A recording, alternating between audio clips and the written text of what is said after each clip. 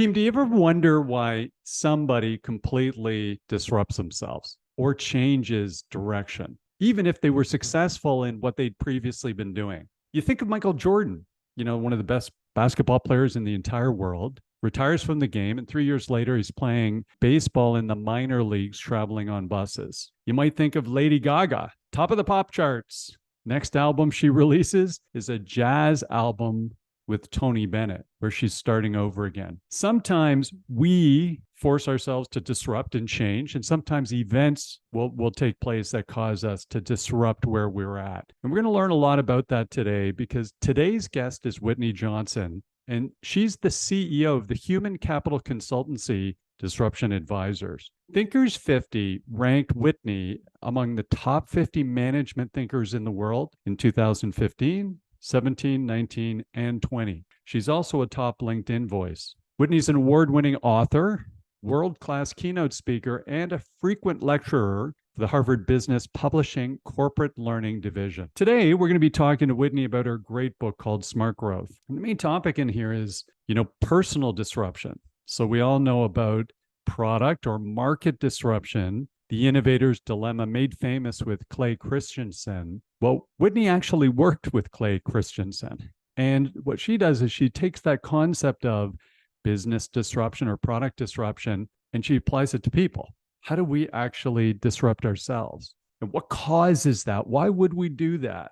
And is it an external factor, an internal factor? And what are we going through when that happens? Really, really interesting conversation with Whitney. One of the things that's so interesting, I think, for those of us in professional sales today is we do need to be constantly changing and evolving and developing. And some of the thoughts and concepts in Whitney's book will absolutely help us with that. And today's conversation will help us with that. I really enjoyed speaking with Whitney today. I hope you enjoyed today's podcast. And if you do, please like and subscribe to the Selling Well podcast, because that really matters to us. And thank you for doing so. Folks, here's Whitney Johnson.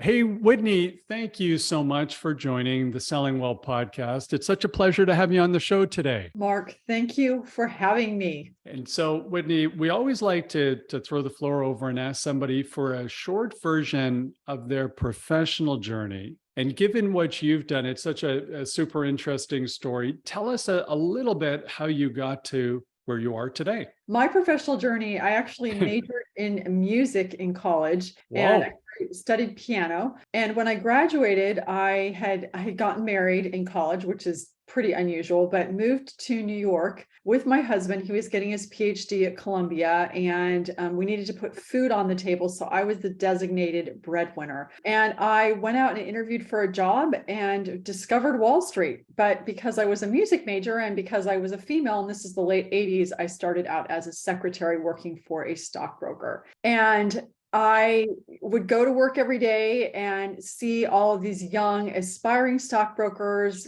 aspiring masters of the universe saying, right. saying things, throw down your pom-poms and get in the game. And at first I'm rather offended because I was a cheerleader in high school. But the more I listened to them, I realized that I needed to throw down my pom-poms. And so I started taking business courses at night, accounting, finance, economics. And that was really the beginning of me disrupting myself and disrupting what I thought was possible, especially because I had a boss who believed in me, and it allowed me to move from being a secretary to an investment banker. So I did investment banking for several years and then got disrupted again because my boss got fired, and they probably would have fired me too, except that I had good performance review and I was pregnant. So that was helpful. And so they actually moved me, but more like shoved me into equity research. So I went from being a banker to doing equity research. And, but it turns out that became a career maker for me. I was very good at making stock calls, building these financial models. And so this disruption turned out to be a very much slingshot forward for me. Did that for about 8 years, became an institutional investor, ranked analyst. And then in my parlance, today, I was at the top of my S-curve, wanted to do something different, went to my boss. I said, we like you right where you are. And I'd now read The Innovator's Dilemma by Clay Christiansen. I thought, I think disruption might not just be about products and services, but also about people. And so I disrupted myself and thought I was leaving Wall Street forever to become an entrepreneur. Turns out I did that for a couple of years and then connected with Clay Christiansen, was Wow. doing some nonprofit work with him through our church. And he wanted to start a fund to invest in disruptive innovation. So I joined him and his oldest son, Matt, and we launched the Disruptive Innovation Fund. Did that for 5 or 6 years. And again, there was this thread of we were using the S curve to invest. And I thought, I think the S curve applies to people, not just to products. So you're sensing a theme. And I had written an article in the Harvard Business Review called Disrupt Yourself. And so, yes, and you have it in front of you. So in 2012, I moved into this brand new world of thought leader, if you will. And over the last 10 years have been building a business and now have a co-founder and partner, Amy Humble. It's called Disruption Advisors. And we are all about helping you grow your people so that you can grow your business. And we have an assessment tool that we use. We do coaching, we do keynotes and workshops. And so now I'm very much in the business, in many ways back to where I began, but I'm not now about the momentum of stocks. I'm about the momentum of people. So that is my career journey in a few minutes. Well, you've just taught me that I really have to work on my introductions. That is fed, but the most precise, interesting sort of explanation. And there's so many things to unpack. Of course, we're going to be talking about disrupting yourself. Of course, we're going to be talking about the S curve. But I've just got to throw it out and ask. You're on Wall Street in investment banking in the 80s. The egos in that building must have been shocking. And it doesn't even matter what building you were in. Yeah, it's a great question. So it was late 80s, early 90s. And yes, exactly. I mean, if you saw the movie Working Girl, I was Working Girl, even big hair and all. And this was the era of Liar's Poker and Bonfire of the Vanities. Right. Mark, I don't know that I really saw the big ego piece. I just thought it was really exciting. I had grown up on the West Coast, and this is there wasn't really Silicon Valley at this point. And so New York, it was really the epicenter of the financial services. And so yeah, I suppose there were big egos, but mostly it was just really exciting. Oh, wonderful. What a wonderful journey. And very quickly, music major. So did you have an ARCT in piano? Is that what you did at university, or did you get to that? Tell us a little bit about the level of your piano studies. Yeah, I don't know what an ARCT is. Maybe that's a Canadian thing, but maybe it is. But I do have, so for me, I have a Bachelor of Arts in music, and my emphasis was in piano, and then I minored in English. And so I was a classically trained pianist and discovered a little bit of jazz along the way. Never got as good as I would like to be in jazz, but that was really my emphasis. And I think one of my pinnacle achievements was I did a senior recital right before I graduated, when I was a senior, right before I graduated. And that was a really great accomplishment. And then also got to play in our university jazz band, and we performed at the Montreux Jazz Festival. It was pretty fun. Awesome. Maybe it is, by the way. Royal Conservatory of Music is here in Canada. So I also went through, musical training when I was younger, and then you'd go up the ranks of the conservatory, and the accreditation was in front of a board from the conservatory. Oh, wow. So the ARCT would have been the pinnacle. Believe me, I got nowhere near it. So what do you play? What do you play? What instrument? Now I play drums, but I was playing piano then and writing musical theory as a young child. Yeah. And then as soon as I was allowed to make a few of my own decisions when I was 14, 15, 16, I just stepped on a drum set from playing piano. Yeah. So no more piano. It was cooler. And I being the innovator at the time, I thought being in a band would be a nice way of looking cool in front of girls. Turns out even that didn't work for me. But in theory, it was a good strategy. It was just poorly executed. It seems that many a young fellow has joined a band in hopes of attracting the opposite sex. I think it's the only reason you do it. It ended up paying dividends for me years and years and years later, because although she won't admit it, my beautiful wife, Donna, I think when we first started dating, I was just in the tail end of me playing in bar bands while I was starting my full-time career. And I don't think it hurt at all, because I wasn't the coolest dude, but maybe it didn't hurt at all that I was in those bands. You behind that drum set. Yeah, I can see that. That's That's right. I needed all the help I could get. But let's talk about, by the way, such an amazing journey, and to connect in. Of course, we've all heard of Clay Christiansen. Christiansen and the Innovator's Dilemma, I love this idea of saying that innovation progression, that innovation isn't just product centric, it's people centric. And so let's talk a little bit about disrupting yourself. So obviously this came to fruition in 2012 with that one of what seems like a gazillion articles you've written for Harvard Business Review. But tell us about the concept of disrupting yourself. Yeah. So just to give a quick primer. So disruptive innovation is a term of art that was coined by Clay Christiansen. And the idea is it's a silly little thing that takes over the world, like the telephone did to the telegraph, like the automobile did to the horse and buggy, like Netflix has done to Blockbuster and now cable TV. So that's what it looks like. And for me in the emerging markets, it was the wireless was disrupting wireline. So that's what it looks like for a product or for a service. Well, the insight that I had is that companies don't disrupt. In fact, it's the people that disrupt. And so what does personal disruption look like? Well, it's where you are willing to become a silly little thing in order to take over the world. But the big difference with personal disruption is that you're Netflix and you're Blockbuster, you're the telephone and you're the telegraph, because you are disrupting you. And a high level example, if you're thinking, okay, Whitney, what do you mean? How do you picture this? Lady Gaga, she's a great example of personal disruption because 2008, she goes straight to the top of the charts and she doesn't stay there.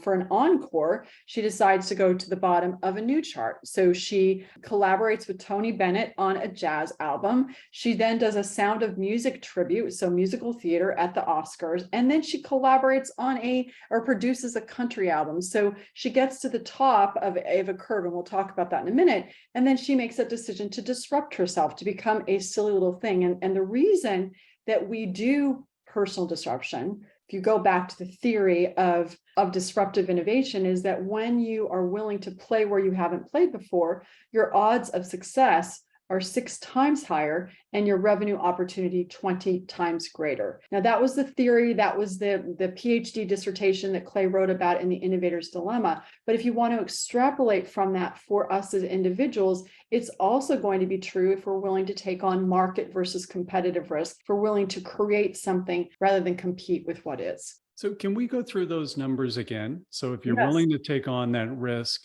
tell us about those 2 metrics that you shared that he put in his dissertation. Yeah, so the metrics is that when you are willing to, what he found is he analyzed a whole array of companies, and I'm fuzzy on the actual details, but here's the top line. He analyzes these companies, he looks at which ones are still in existence several years later, a decade later versus the ones that weren't.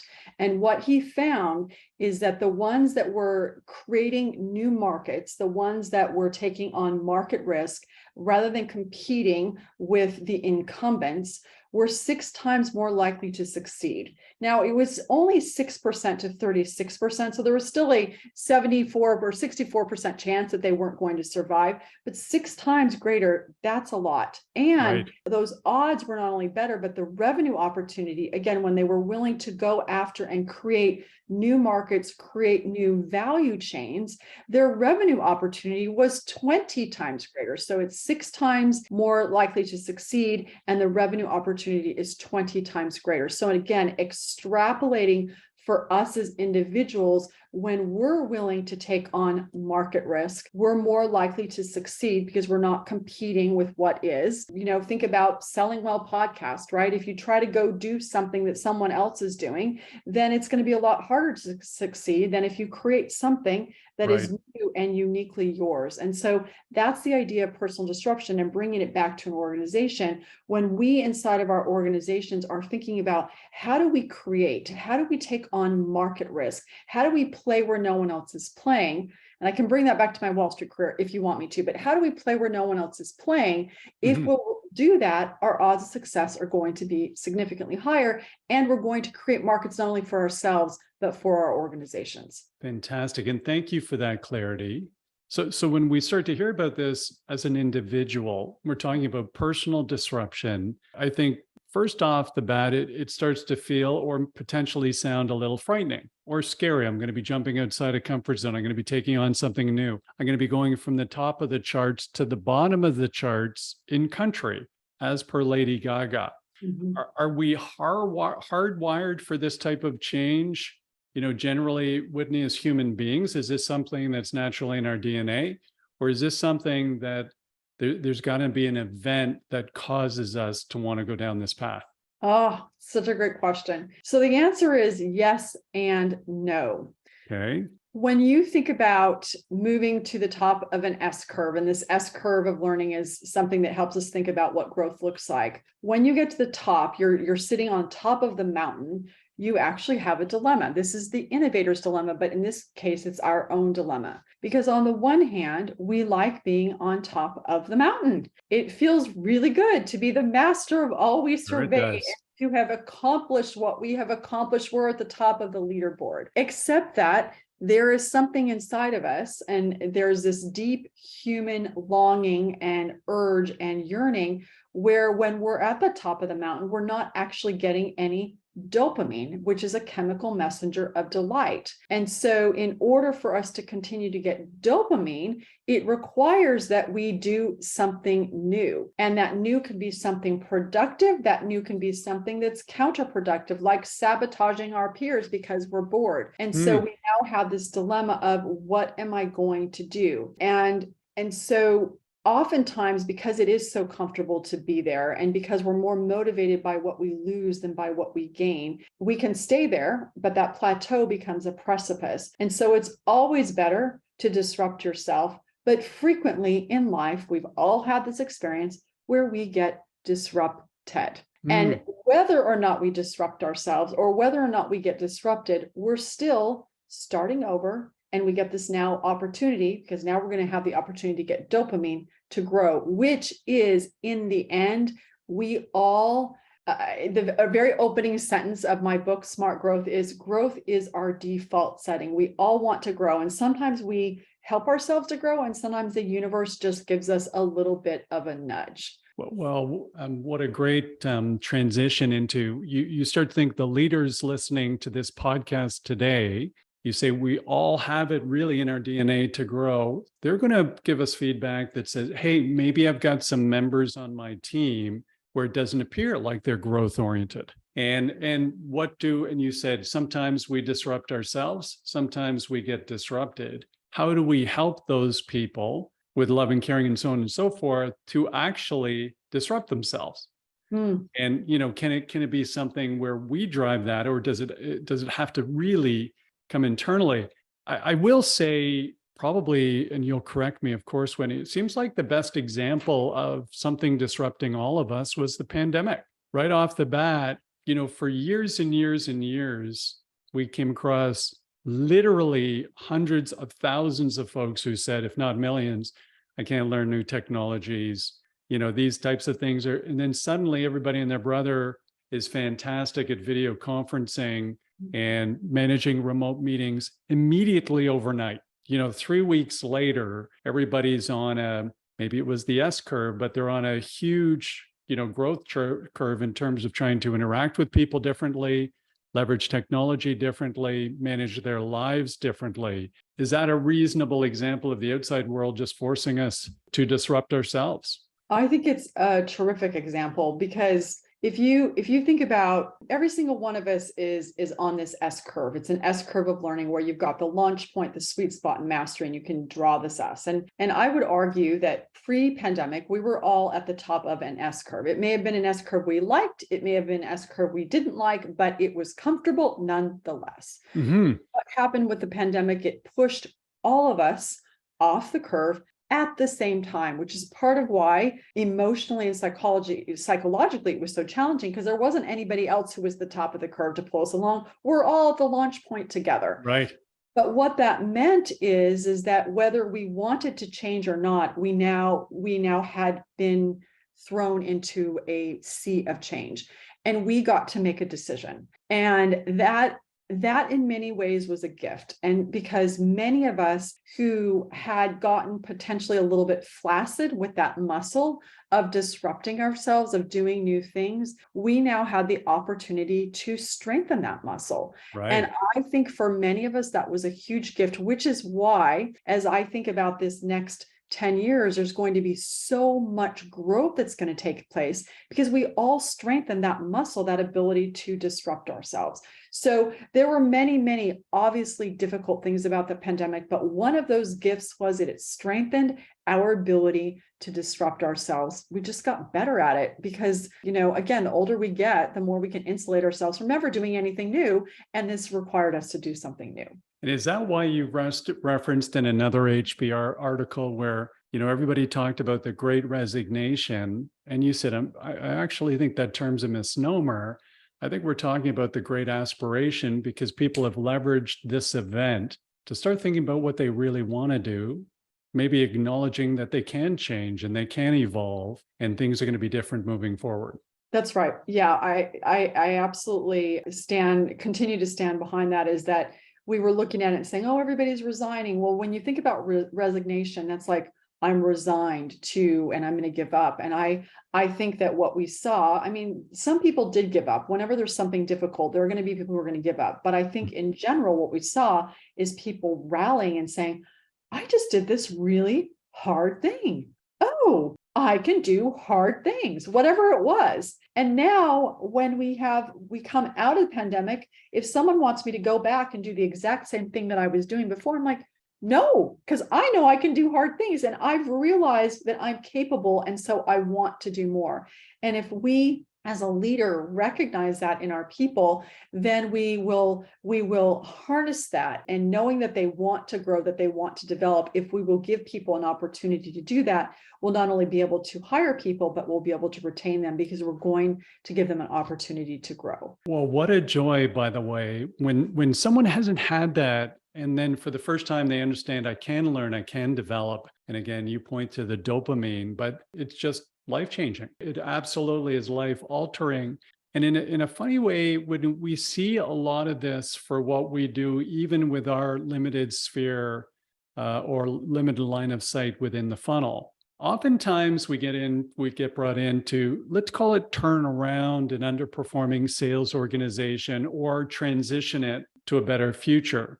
And we get to do this with SaaS companies, but we also get to do this with lots of different other industries, be it manufacturing, or industrial services.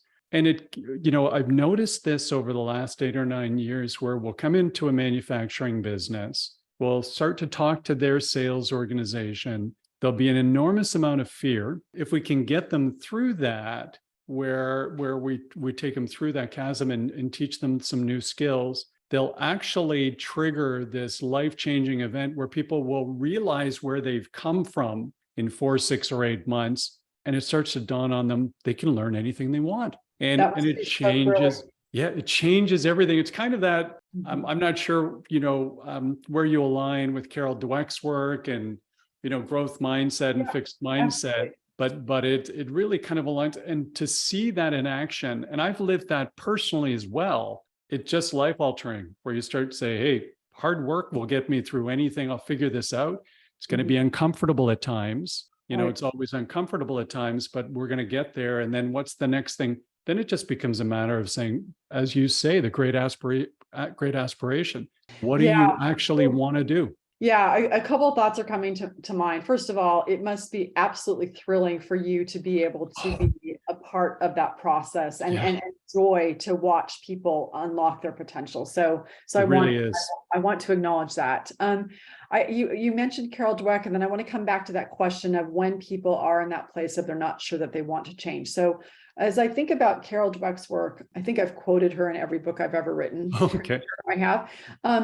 When you think about the S curve, what it does is you've got this growth mindset, but the S curve of learning, it allows you to trace the emotional arc of growth. It allows you to say, when I'm at the launch point, I'm going to feel overwhelmed and I'm going to feel excited, but I'm also going to be afraid. And this is normal. Okay, great. That means I'll keep growing. It's going to tell me that when I'm in the sweet spot on that steep part of the curve, this is exhilarating. No problem growing here. But it's also going to tell me that when I'm in mastery, I'm at the launch point, and not the launch point, when I'm in mastery, this place where I've accomplished what I set out to accomplish, it tells me I'm a little bit bored, and I've done it, and I need to do something new. I need more dopamine. So I need to give myself a challenge so I can continue to grow. So I think about the S curve of learning as a way to operationalize or trace that emotional arc of growth that we experience when we have a growth mindset. Now, you asked me a question. I think this is important. So I wanted to come back to it is, what do I do? What do you do when you've got a sales leader who's like, I'm good.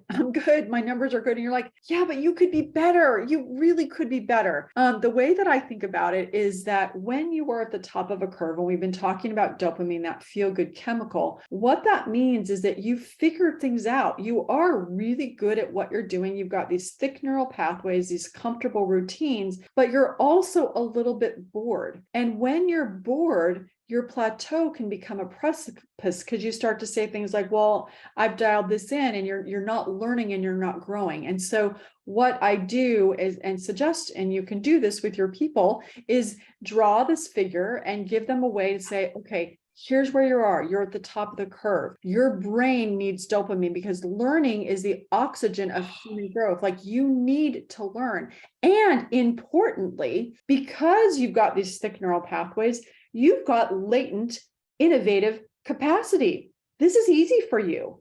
And we want to unlock that. And the way that we're going to unlock that is invite you to do one or two new things, navigate some launch points, get some dopamine, get your brain with oxygen so that you can continue to learn, because then you're going to go from being good to even better. Or in the words of Jim Collins, because my business partner worked with him, from good to great. What great coaching. So gang, those listening, we're always looking for these things that we, strategies, processes, or tools, so we can grab them from this podcast and apply today, tomorrow, and the next day. There's no question we've got folks on our teams today that have a fixed mindset or are at the plateau of the S curve. And by the way, we're going to, in the show notes, we're going to put a link to the image of the S curve, so everybody will understand what it is. But I just love that idea of saying, listen, clearly you are fantastic at this, but you need that next challenge to stay active, engaged, innovative, and physically feel better. You get the hit of dopamine. So we're going to give you one or two things that are going to take you outside your comfort zone. Boy, this is the kind of thing we should all be remembering to when we're in the uncomfortable launch of the S curve, because it's okay to see it on curve, but when you're in the middle of it, it doesn't always feel great. It feels horrible. It feels so horrible to feel like I don't know what I'm doing, especially, we don't like it when we're 15, but people really don't like it when they're 35 and 55 and 65, or 75, right? It feels so uncomfortable. And that's part of why this S curve is so useful, because then you can say to people, look, you are at the launch point. It is true that you may not be good at this. It's true. But right now, we don't have enough data to know that. All we know right now is you're doing something new, and you're probably not very good at doing new things because you don't do it very often. So I want you to stay with us. We just had Seth Godin on the podcast, and he said, "Oh, when you feel like awesome. Right, when you feel like an imposter, what do you want to say? You want to say good." He said, there's something fulfilling in knowing that you might mess up. And I think that is so powerful. And oh, by the way, this is something I was thinking about, Mark, if I can riff for just a second.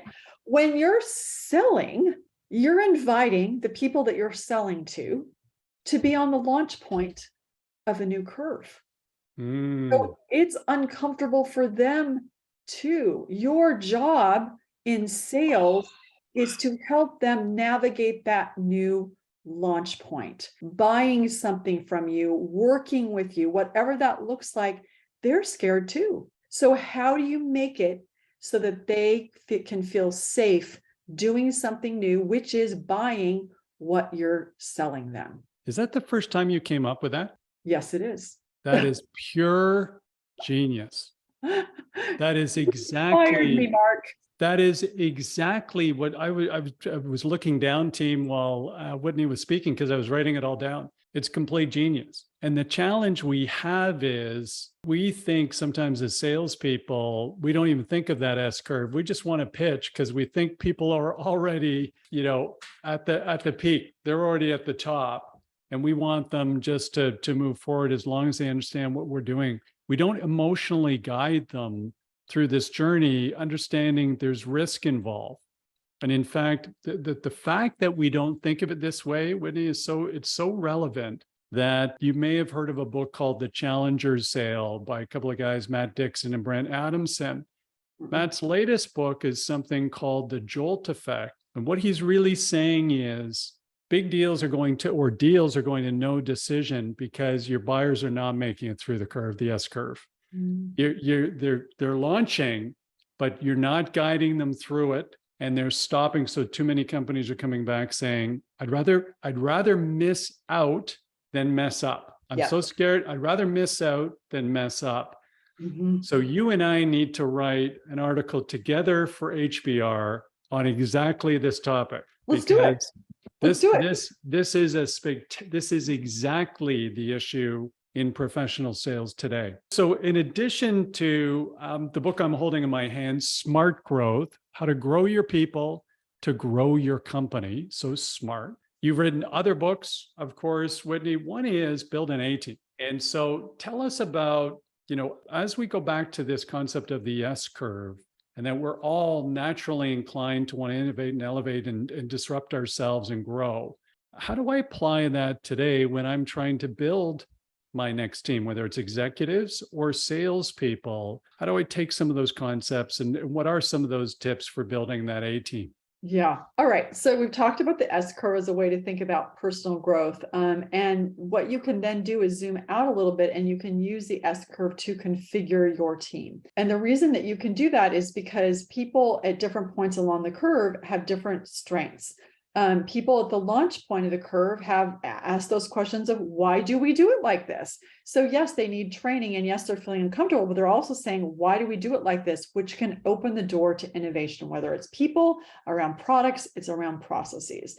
And then you have people in the sweet spot who are still able to ask, why do we do it like this? They're part of the way up the mountain, but they're not all the way up. But they also can execute because they've got some skills, they've got some training. So these are people who can both ask why, but also answer. And then you have people who are in mastery who can say, here's why we do it this way. They're very much the people at the top. They've got this perspective. They're the institutional and tribal memory. And so what we have used and would suggest you use as a starting point when you're configuring your team is to use the standard bell curve distribution and have 60% of your people who are in the sweet spot overall, because everybody's going to have a portfolio of curves. They're not just on one curve, but overall, they're in the sweet spot because they can ask and answer the questions. In the launch point, you want a no more than 20%, because while they are able to ask, why do we do it like this? They also need training. They need support. And so that can be a big tax on your people in the sweet spot and mastery. And then you don't want more than 20% of your people in mastery, because on the one hand, they are able to answer the questions of why do we do it like this? They have the institutional memory, but they are going to need a new curve. That new curve can be doing something, taking on a new role. It can be taking on a new project. But if you've got all your people in mastery, you're going to have a cliff. So you want 20% at the launch point, 60% in the sweet spot, and 20% in mastery. Now, depending on your team, depending on what your team is trying to accomplish, if you're a startup versus a storied company, and we have a whole bunch of detail on this in the interstitials of the book Smart Growth, that may adjust. But if you start with 20, 60, 20, that will allow you to start thinking, how's my team configured? Am I optimized not only for innovation and growth, but also for succession planning? And then you can, again, use this for a talent development conversation. So that's how you can use it to build an A team, is zoom out a little bit and think about the configuration that way, that 20, 60, 20. So if I can, I'll share a couple of challenges I think a lot of folks listening to the podcast are kind of maybe dealing with today. And we can talk about how applying these concepts can actually help. So one of the big challenges, I think, in professional sales today, it's a very unique field in that if you're a chief revenue officer, which I am, as part of the in the funnel business model, you've kind of got the three most important and demanding stakeholders in business. So you're reporting directly into clients, ultimately the most important bar anyone. Secondly, I'm managing a sales team, which takes active time and effort in management. And then finally, I'm reporting into my board or my executive team. And frankly, all three of those groups have very definitive black and white metrics by which they can measure my success. So there's nobody else really on the executive team who's got such a black and white scorecard of, are you doing a good job or not? Now, also, I don't know the scorecards of everybody else on the executive team, but they know mine. Right? So, hey, we're hitting our goals. We're not. So it's this interesting dynamic as a chief revenue officer, VP of sales, where it creates a bit of a pressure cooker. And what we've found is this pressure cooker, two things. One fact-based one, Gartner Group, McKinsey and others will say the tenure of that person is 18 months. So think of that for a second. Chief revenue officer lasts 18 months. So who knows where they get on the S curve for a new business when they take over. They think they're in the mastery. And I think the other problem is they have to project they're in mastery because they're new into the business. You know, they're trying to make an impact. They were brought in because something wasn't working, because nothing's ever working in sales. So it's this interesting dynamic, Whitney, where my experience has been that individual won't ask for help. Yeah. So sales kind of a performance art. They don't want to, if they're running the team of performance artists, they don't want to ask for help because it looks weak and they're new in their job. Yet the coaches of some of the best performance artists in the world have loads of help. You know, I'm Canadian. The hockey team I love, the Toronto Maple Leafs, they have a head coach, they have a fitness coach, speed coach, shooting coach, mindset coach, nutrition coach, and strength coach. They'll bring in anybody who can help. Yep. So one of the reasons I think we have this short tenure in sales leadership is they won't ask for help because they look weak. Maybe they think they're going to look weak if they do. Thoughts on how we might address that or help some of those people who are listening today?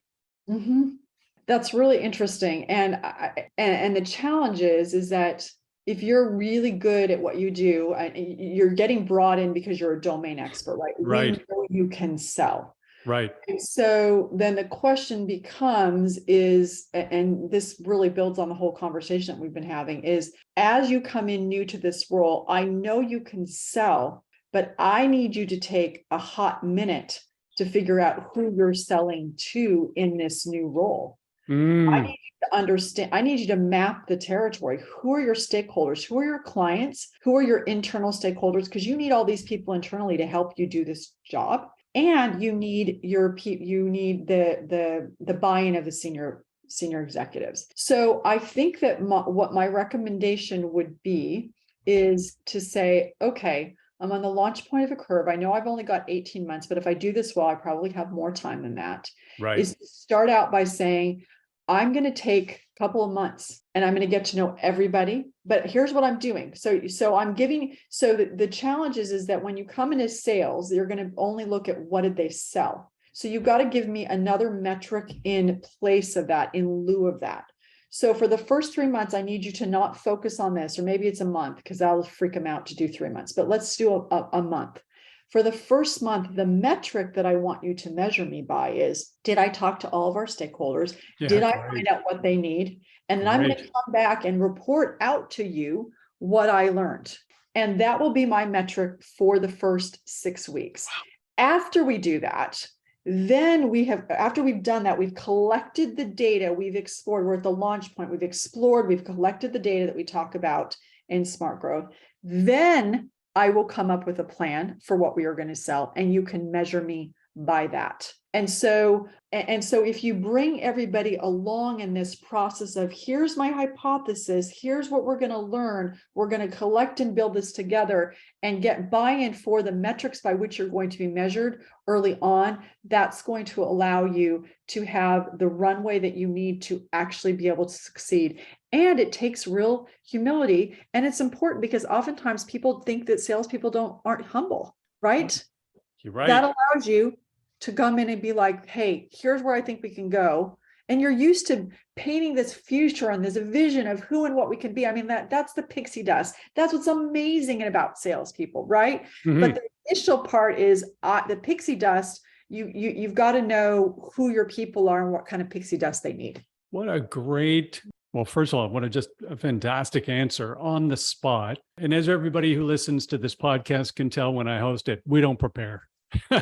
So we prepare for guests, but we don't prepare questions or anything of that nature. What a fantastic answer. So whether you're a sales leader or a salesperson coming into that new role today, the first thing is to say, I may be at the mastery level in terms of, core processes and guidelines for running a sales organization, but I'm absolutely at the launch point for running your sales organization with your clients in your industry, in your particular situation and niche. So the first thing I want to do, I'm going to get out there and I need to speak to 50 clients. And I'm going to gather some data that's going to help me ramp up that curve. And I also have to build, also interview internal stakeholders. Right.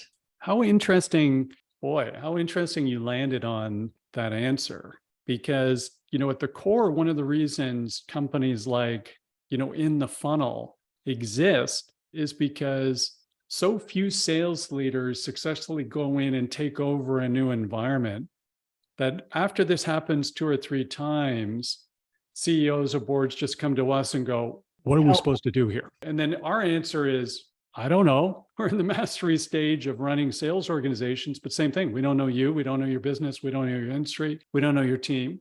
Let us come in and interview all of those people for 60 days. Then we'll come back and tell you.